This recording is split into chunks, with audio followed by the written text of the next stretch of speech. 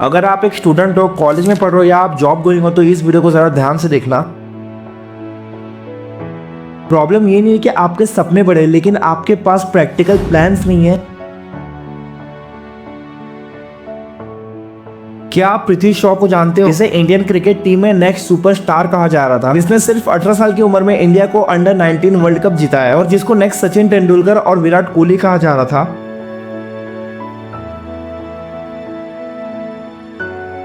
लेकिन उसके एम्बिशियस और लेजी बिहेवियर होने की वजह से आज उसकी हालत ये है। इंजरी, डिसिप्लिन की कमी और कंट्रोवर्सीज ने उसका करियर तबाह कर दिया। फिटनेस और इनकंसिस्टेंट परफॉर्मेंस की वजह से आज उसका नाम सिलेक्टर्स की प्रायोरिटी लिस्ट से कंप्लीटली बाहर हो गया है। एक वक्त पर जो प्लेयर टीम इंडिया का फ्यूचर माना जा रहा था, आज उसको कामली 2.0 कहा जा रहा है, क्योंकि 19 के एक और एम्बिशियस पर्सन थे विनोद कामली, क्योंकि कामली को सचिन से भी ज्यादा अच्छा बैट्समैन माना जा रहा था। लेकिन डिसिप्लिन की कमी, गलत डिसीजन और पार्टीज में वक्त बर्बाद करने की वजह से उनका करियर जल्दी से खत्म हो गया।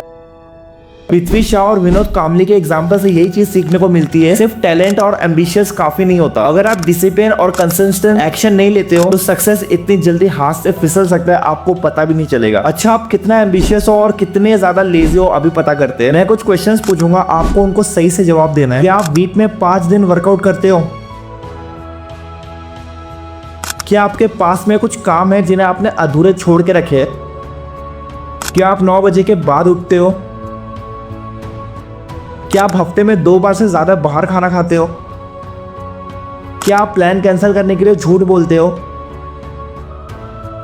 अगर इन 5 क्वेश्चंस में से 3 आंसर का आपने जवाब हाँ में दिया है तो समझ जाना कि आप भी एम्बिशियस लेजी वाली कैटेगरी में आते हो। और डरो मत, इसमें आपकी कोई गलती नहीं है। Why is lazy not your fault? आपके लेजी होने की वजह से सिर्फ विल पावर ही कम नहीं होता। हार्वर्ड की एक स्टडी के मुकाबले जब भी इंसान किसी चैलेंज को सामना करता है तो उसका ब्रेन ऑटोमेटिकली उसको अवॉइड करने का बहाना ढूंढने लगता है। इस तरीके का बिहेवियर इंसान के एवोल्यूशन सर्वाइवल मशीन से आता है। अपने इमोशंस पर काम करना रिस्की होता है, पेनफुल होता है, खून पसीना एक कर देने वाली बात हर किसी में नहीं होती। आपका ब्रेन सबसे पहले इसे अवॉइड ही करेगा, ये एकदम से नेचुरल है। इसलिए लेजीनेस को ब्लेम मत करो। लेजी सब होते हैं, आराम सबको पसंद है, बट फर्क ये होता है कुछ लोग अपनी मन की सुनते हैं और कुछ लोग ऐसे ही पड़े रहते हैं। मेरे पास कुछ तरीके हैं जिन्हें आप प्रैक्टिस करके आप अपने एम्बिशियस प्लस लेजी वाली कैटेगरी से एम्बिशियस प्लस एक्शन टेकर वाली कैटेगरी में आ जाओगे। Number 1, the power of tiny gain. अच्छा, एक सवाल का जवाब दो। क्या आप एक बार में 100 पुशअप मार सकते हो? शायद नहीं। और अगर मैं बोलूं कि 1 साल के अंदर में आपको 100 पुशअप करने को, तो क्या आप कर लोगे? इस चैलेंज को पूरा करने के 2 तरीके, एक तो आप डेली 100 पुशअप ट्राई कर सकते हो और एक आप स्टार्टिंग में 10 पुशअप से स्टार्ट करो और धीरे धीरे उसको 100 पुशअप तक लेवल अप करो। इसे कहते हैं टाइनी गेन।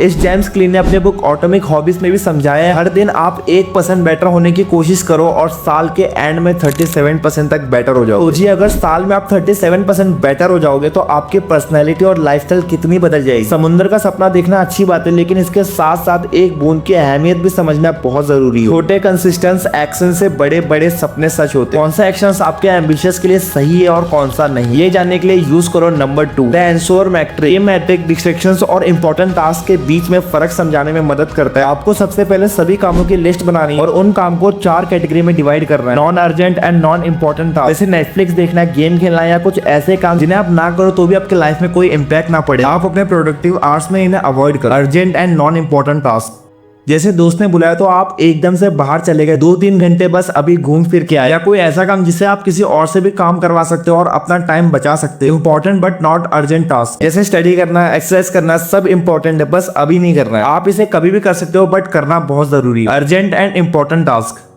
किसी भी डेडलाइन से पहले असाइनमेंट को सबमिट कर, ये काम सबसे पहले करो, यही आपके सबसे मोस्ट इंपॉर्टेंट काम में आएगा। मेक श्योर करता है कि आप अपने पहले इंपॉर्टेंट और अर्जेंट काम को पहले करो, लेकिन सिर्फ प्लान बनाना काफी नहीं, कॉल टू एक्शन भी लेना होगा। उसके लिए आपको पैस बॉन्डिंग का यूज करना होगा, जिसकी वजह से आपके ब्रेन में वो चीजें पसंद आने लगती है जो आपको पहले पसंद नहीं थी। पैस बॉन्डिंग में 3 चीजें होती है, पहले काम को करते वक्त मजा आना, दूसरा काम करते हुए टाइम का पता ना चलना यानी एफिशिएंट होना, तीसरी उस काम को करने की क्रेविंग डेवलप कर। फॉर एग्जाम्पल, आपको वेट लॉस करना है और ट्रेडमिल पर 45 मिनट्स वॉक करना है, तो सबसे बेस्ट है जिम चले जाओ और अपने फेवरेट सीरीज का एक एपिसोड लगाओ। पैच बॉन्डिंग ब्रेन के रिवॉर्ड सिस्टम को एक्टिवेट करता है और डोपामिन रिलीज करता है, इससे आपको प्लेजर और मोटिवेशन मिलता है, जिसके बाद धीरे धीरे एक बोरिंग काम भी ऐसा बन जाता है जिसको आप इंजॉय में करने लग जाते हो। फिर आता है एसोसिएट लर्निंग, इसमें आपका ब्रेन उस रूटीन को करने लगता है जो उसे बोरिंग काम लगता है। इस तरीके से ये काम रिवॉर्डिंग हैबिट्स बन जाती है। यदि आपने नॉर्मल सीरीज देखना बंद कर दिया है, सिर्फ तभी देखना जब ट्रेडमिल पर होते हो। मेथड सिर्फ एक्सरसाइज के लिए नहीं, स्टडी, स्किल, स्पोर्ट्स सभी के लिए। Number 4, outwork everyone using cooperative reward structures. क्या आपने नोटिस किया जब भी आप किसी अच्छी लड़की के पास बैठते हो आपका बिहेवियर एकदम से चेंज हो जाता है। आप अपने एक्शंस और वर्ड्स को कॉन्शियसली यूज करते हो क्योंकि आपको उस लड़की के सामने आपको अपना बेस्ट वर्जन दिखना है। यही चीज मल्टीप्लेयर गेम, जिम सेक्शंस और कंपेटिटिवली एनवायरनमेंट में भी होती है। दूसरों के सामने होने से आप नेचुरली खुद को बेहतर परफॉर्म करते हैं। इसके लिए ये 5 लेवल्स होते हैं। पहले पढ़ाई करो और बैकग्राउंड में स्टडी विद मी प्ले कर लो। जूम या डिस्कॉर्ड पर कॉल करके साथ में पढ़ाई करो। टुगेदर जैसे ऑनलाइन स्टडीज ग्रुप ज्वाइन करो। एक प्लेस जैसे लाइब्रेरी, कॉफी शॉप में बैठ के पढ़ाई करो। दोस्त के साथ पब्लिक में जाकर के पढ़ाई करो। ये चीज आपको मोटिवेट करेगी। तो अगर आपको ये वीडियो अच्छी लगी होगी तो लाइक करके चैनल को सब्सक्राइब करो और हमें सपोर्ट करो। Thanks for watching.